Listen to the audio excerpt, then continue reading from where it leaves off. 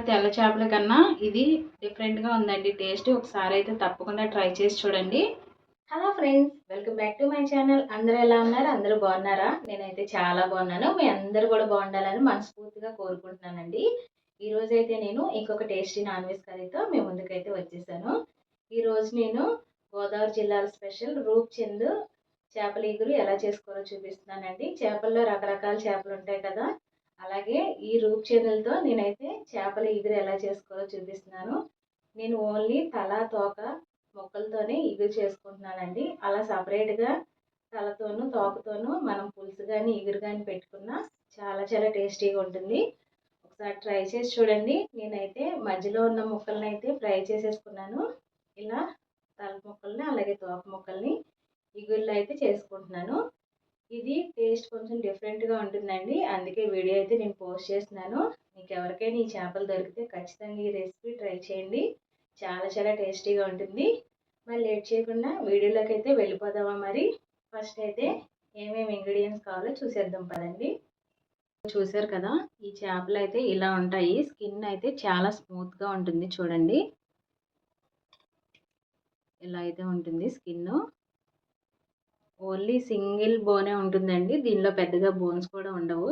నేను ఆల్రెడీ కొన్ని ముక్కలు అయితే ఫ్రై చేసేసుకున్నాను. ఇవి ఇప్పుడు ఈ తల ఇంకా తోక ముక్కలతోనూ ఇప్పుడు నేను గ్రేవీ కర్రీ అయితే స్టార్ట్ చేసేస్తాను. ఫస్ట్ అయితే దీంట్లోకి కొంచెం ఉప్పు, పసుపు, నిమ్మరసం వేసుకొని క్లీన్ చేసేసుకుందాం. ఇలా క్లీన్ చేసుకోవడం వల్ల నీచు వాసన లేకుండా ఉంటుంది. ఏ నాన్ వెజ్ కర్రీ చేసుకున్నా కానీ ఇలా అయితే ఉప్పు, పసుపు, కొంచెం నిమ్మరసం వేసుకొని క్లీన్ చేసుకుంటే కర్రీ కూడా చాలా టేస్టీగా ఉంటుంది, స్మెల్ రాకుండా ఉంటుంది. కొంచెం పసుపు, నేనైతే క్రిస్టల్ సాల్టే వేస్తున్నానండి. తర్వాత ఒక హాఫ్ లెమన్ నిమ్మరసం వేస్తున్నాను. వేసుకొని ఈ ముక్కల్ని బాగా క్లీన్ చేసేసుకోవాలి. ఇలా ఇప్పుడు ఈ చేప ముక్కల్ని మ్యారినేట్ చేసుకొని ఒక 20 మినిట్స్ అయితే ఫ్రిడ్జ్లో పెట్టేసుకుందాం. అప్పుడు చేప ముక్కలకి ఉప్పు, కారం, మసాలాలన్నీ చక్కగా పడతాయి. ఇప్పుడు ఆ క్లీన్ చేసుకున్న చేప ముక్కల్లోకి ఆయిల్ వేసుకుంటున్నానండి. నేను కొంచెం ఆయిల్, తర్వాత కొంచెం పసుపు, తర్వాత కొంచెం సాల్ట్, తర్వాత చిల్లీ పౌడర్, తర్వాత జింజర్ గార్లిక్ పేస్ట్, ఇవన్నీ కూడా వేసుకుంటున్నాను నేను. చిల్లీ పౌడర్ కొంచెం ఎక్కువగానే వేసుకోండి. చిల్లీ పౌడర్ అయితే నేను ఒక 2 స్పూన్స్ వరకు వేసుకుంటున్నాము. నాన్ వెజ్ కర్రీస్లోకి ఆయిల్ ఇంకా చిల్లీ పౌడర్ రెండు కూడా ఎక్కువగానే ఉండాలి. ఎక్కువ ఉంటేనే మనకి ఆ కర్రీ కూడా చాలా టేస్టీగా ఉంటుంది. ఇప్పుడు మొత్తం వేసుకున్న తర్వాత ఆ ముక్కలకి పట్టే వరకు అయితే ఇలా మ్యారినేట్ చేసి పెట్టుకోవాలండి. ఆయిల్ అయితే తప్పకుండా వేసుకోండి. చేప ముక్కల్లో ఆయిల్ వేసుకుంటేనే ఆ ముక్కలకి చక్కగా మసాలా దినుసులు అన్నీ కూడా చక్కగా పడతాయి. మ్యారినేషన్ అయిపోయింది కదా, ఇప్పుడు ఈ ముక్కల్ని నేనైతే ఫ్రిడ్జ్లో పెట్టేసుకుంటున్నాను ఒక 20 మినిట్స్. ఈలోగా మనం మసాలా పౌడర్ అయితే ప్రిపేర్ చేసేసుకుందాం. ఇప్పుడు నేను చూపిస్తున్న మసాలా పౌడర్ అన్ని వెజ్ కర్రీస్లోకి, నాన్ వెజ్ కర్రీస్లోకి చాలా టేస్టీగా ఉంటుందండి. తప్పకుండా అన్ని ఇంగ్రీడియంట్స్ అయితే వేసుకోండి, అప్పుడే కర్రీ అయితే చాలా టేస్టీగా ఉంటుంది. ఇప్పుడు ఒక ప్యాన్ తీసుకొని ఈ ప్యాన్లోకి ఎండు కొబ్బరి ముక్కలు వేసుకుంటున్నానండి.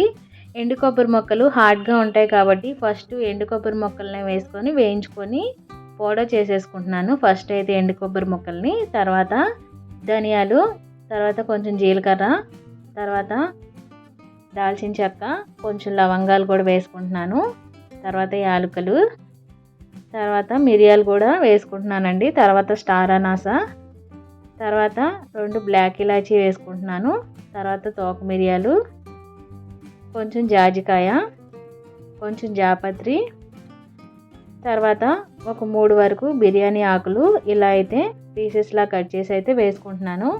ఇవన్నీ కూడా లో ఫ్లేమ్లోనే ఫ్రై చేసుకోవాలండి. ఫుల్లో పెడితే మనకి కలర్ చేంజ్ అయిపోతాయి, చేదొస్తాయి. అందుకని ఇలా లో ఫ్లేమ్లో ఫ్రై చేసుకోవాలి. ఈ ఎండు కొబ్బరిని అయితే ఫస్ట్ అయితే ఇలా ఫ్రై చేసేసి పెట్టేసుకున్నాను ఇలా.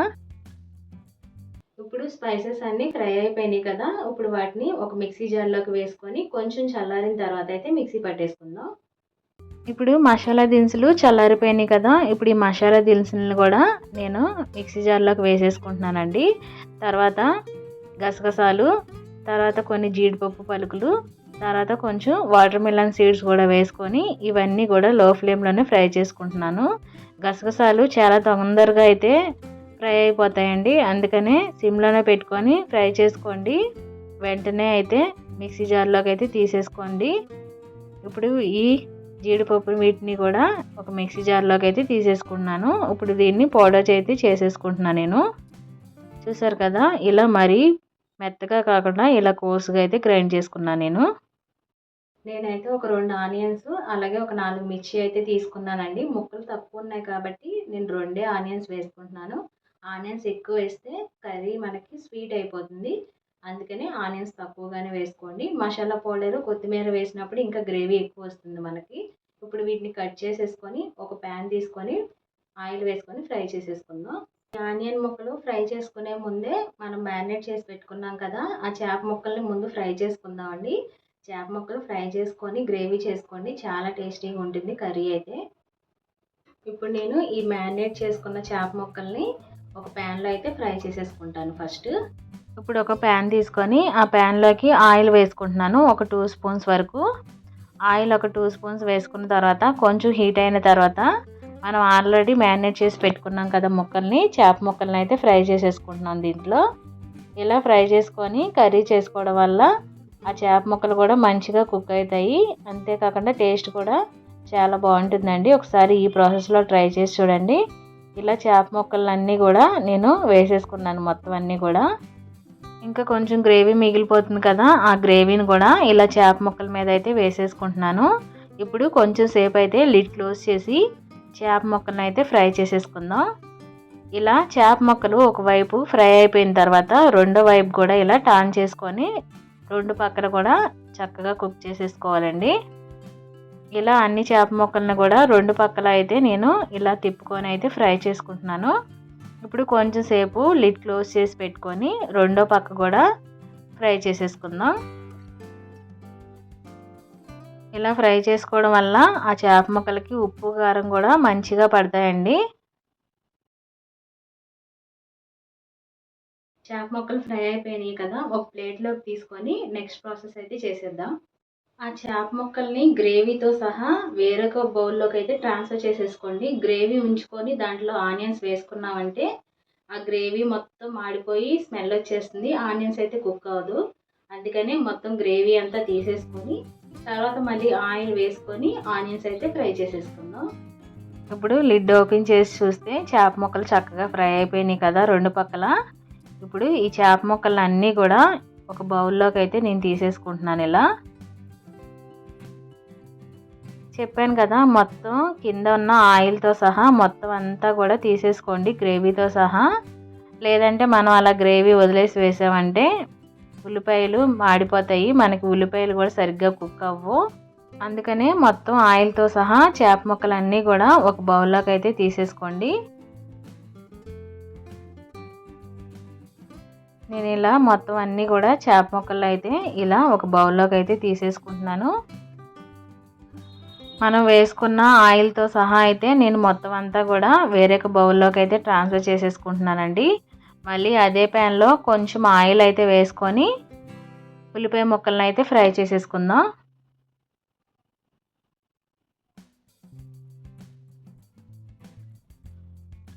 ఇప్పుడు ఆయిల్ ఒక 2 స్పూన్స్ వరకు ఆయిల్ అయితే యాడ్ చేసుకుంటున్నానండి.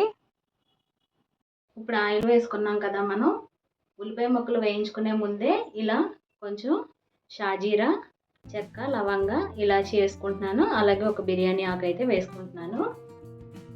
ఇప్పుడు షాజీరా, చెక్క, లవంగ, ఇలాచి, బిర్యానీ ఆకు కూడా వేసుకొని ఆయిల్లో ఫ్రై చేసేసుకుంటున్నాను. ఇప్పుడు 2 ఉల్లిపాయలను అయితే ఇలా సన్నగా కట్ చేసుకొని ఆ ఉల్లిపాయ పీసెస్ అయితే ఇలా వేసేసుకుంటున్నాను.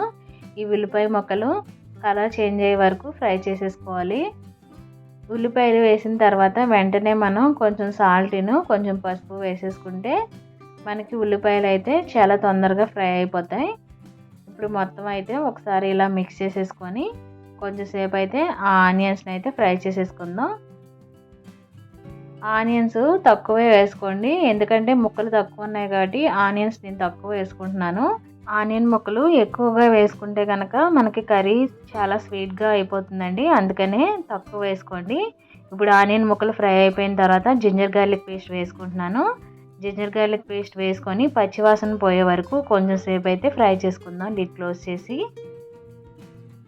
జింజర్ గార్లిక్ పేస్ట్ కూడా వేగిపోయింది కదా. ఇప్పుడు వేగిపోయిన తర్వాత ఆల్రెడీ మనం పక్కకు తీసి పెట్టుకున్నాం కదా చేప ముక్కలు ఫ్రై చేసినవి, ఆ ముక్కల్ని కూడా ఒక్కొక్కటిగా అయితే ఇలా స్లోగా అయితే యాడ్ చేసుకోండి. ఆల్రెడీ ఫ్రై చేసాం కాబట్టి ముక్కలు మనకి చితికిపోయే ఛాన్స్ ఉంటుంది, అందుకనే ఇలా స్లోగా అయితే ముక్కలన్నిటిని కూడా యాడ్ చేసుకోవాలి గ్రేవీతో సహా.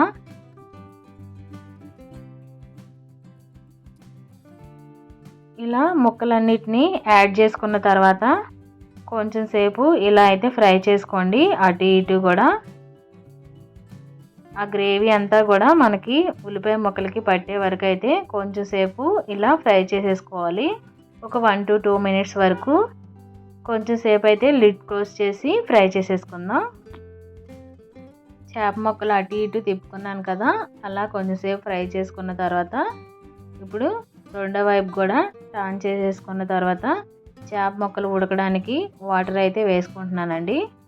ఆల్రెడీ మనం ఫ్రై చేసేసుకున్నాం కాబట్టి ఎక్కువసేపు కూడా పట్టదు మనకి చేప ముక్కలు ఉడకడానికి. వాటర్ వేసేసుకున్నాం కదా, వాటర్ వేసుకున్న తర్వాత గరిటె పెట్టుకుంటే కనుక చేప ముక్కలు విడిపోయే ఛాన్స్ ఉంటుంది, అందుకనే ఇలా అటు ఇటు హ్యాండిల్స్ పట్టుకొని చేప ముక్కల్ని ఇలా కదుపుకోండి.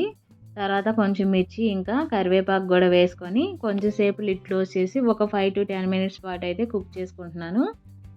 గ్రేవీ కొంచెం దగ్గర పడిన తర్వాత ఇప్పుడు మనం ఆల్రెడీ మిక్సీ పట్టి పెట్టుకున్నాం కదా మసాలా పౌడర్ని అయితే యాడ్ చేసుకుంటున్నానండి. మసాలా పౌడర్ యాడ్ చేసుకున్న తర్వాత కొంచెం కస్తూరి మేతి కూడా వేసుకుంటున్నాను. మీ దగ్గర కస్తూరి మేతి లేకపోతే కొంచెం చిటికెడు మెంతి పౌడర్ వేసుకోండి. తర్వాత కొత్తిమీర తరుగు కూడా వేసుకొని ఒకసారి మొత్తం అయితే ఇలా మిక్స్ చేసేసుకుంటున్నాను. కొంచెం సేపు లిడ్ క్లోజ్ చేసి పైకి ఆయిల్ ఫ్లోట్ అయ్యే వరకు అయితే కుక్ చేసేసుకుందాం. చూసారు కదా, గ్రేవీ ఈ మాత్రం చిక్కగా వస్తే సరిపోతుంది. మొత్తం గ్రేవీ అంతా దగ్గరికి అయిపోయే వరకు ఉడికించుకోకండి, కొంచెం మనకి రైస్లో కలుపుకోవడానికి వీలుగా ఈ మాత్రం గ్రేవీ ఉంటే బాగుంటుంది. అంతేనండి, ఎంతో టేస్టీ అయిన కర్రీ అయితే రెడీ అయిపోయింది. నేనైతే గ్యాస్ ఆఫ్ చేసేసాను.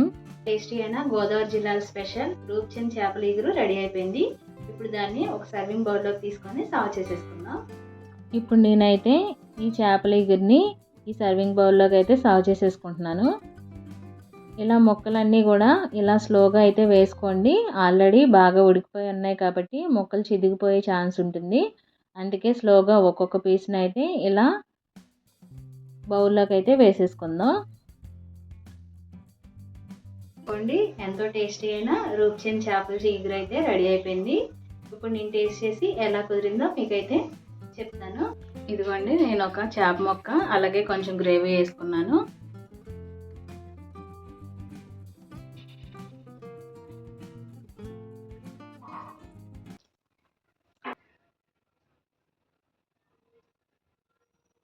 మనకు దొరికే బొచ్చ తెల్ల చేపల కన్నా ఇది డిఫరెంట్గా ఉందండి టేస్ట్. ఒకసారి అయితే తప్పకుండా ట్రై చేసి చూడండి. దీంట్లో పీస్లో కూడా మనకి సింగిల్ బోనే ఉంటుంది. తప్పకుండా ట్రై చేసి ఎలా కుదిరిందో నాకు ఫీడ్బ్యాక్ ఇవ్వండి. ఈ వీడియో మీకు నచ్చిందా? వీడియో కనుక మీకు నచ్చినట్టయితే please like, share, subscribe. Thanks for watching. By by.